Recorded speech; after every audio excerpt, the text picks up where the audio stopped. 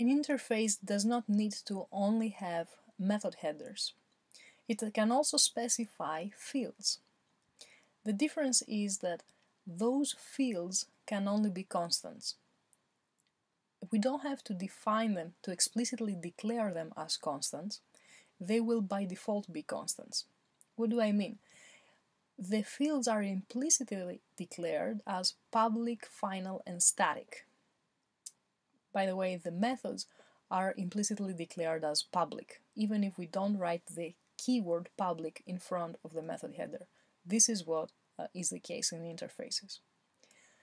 In other words, fields can only be constants.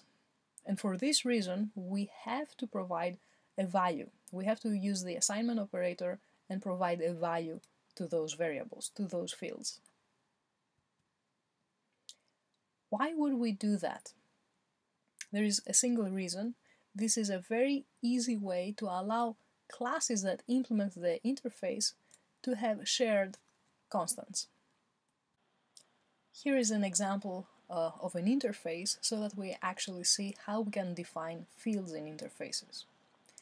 Like we said, the fields we define are constants. Their value cannot be changed. This is why each of these fields, x, y, and z, have a value assigned to them.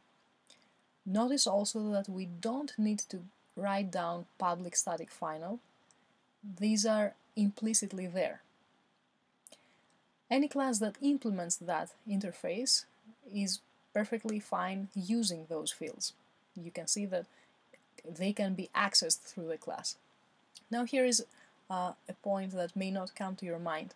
Due to the way that Java compiles files and the dependencies that are between the files, if we make a change to the interface file, say we change the value of one of the constants, and then compile it, that will result into recompiling all of the classes that implement that interface.